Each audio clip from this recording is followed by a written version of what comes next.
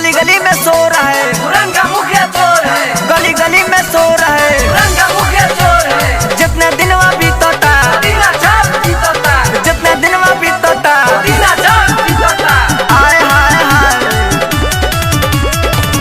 हो गईल debt fix आइल बा इलेक्शन यारवा सोर भइल बा हो गईल डेट फिक्स आइल बा इलेक्शन यारवा सोर भइल बा हाँ सोर भइल बा तो भैया दीह जानी भोटवा मुखिया जी चोर भइल बा तो चाचा दीह जानी भोटवा मुखिया जी चोर भइल बा ए सखी ठीक कहता बे साला मुखिया चोर हो गइल बा आइल बा फेर से चुनौआ घूमता गलिया गौआ सतर्क हो जाए भौजी हमारा नेता कैसा हो दीना चाप कैसा हो, जिंदाबाद जिंदाबाद दीना चाप जिंदाबाद। आय हाय हाय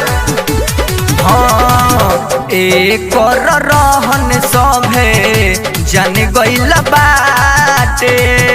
घूमी घूमी घरे ई आधार कार्ड मांगे आधार कार्ड मांगे कर रहन सभे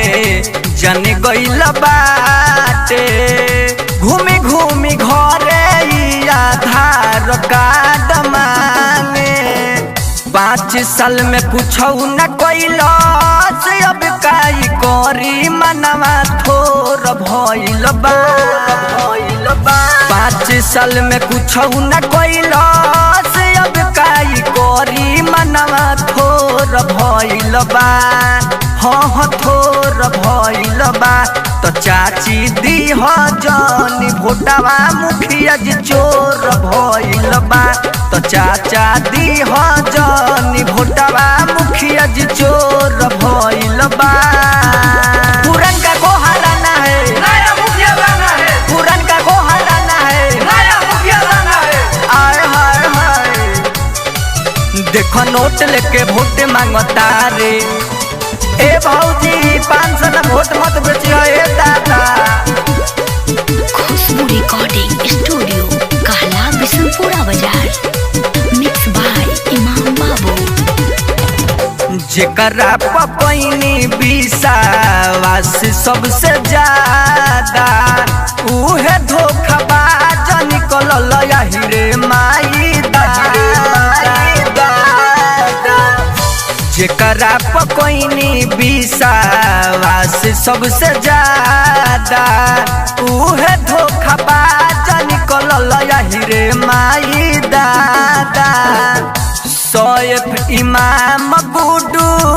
सोनी के गावल बतिया सोर भइल बा सैफ इमाम गुडू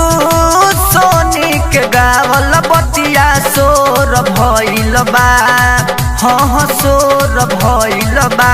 ए बाबा दीह जानी भोटवा मुखिया जी चोर भइल बा ए चाचा दीह जानी भोटवा मुखिया जी चोर भइल बा नमस्कार प्रणाम हम सिंगर गुडू सोनी हम बता दी कि ई गीत रोवर सब के इंटरटेनमेंट खातिर गइले बानी रोज सब अपना दिल बना ले मुखिया जी लोग के जय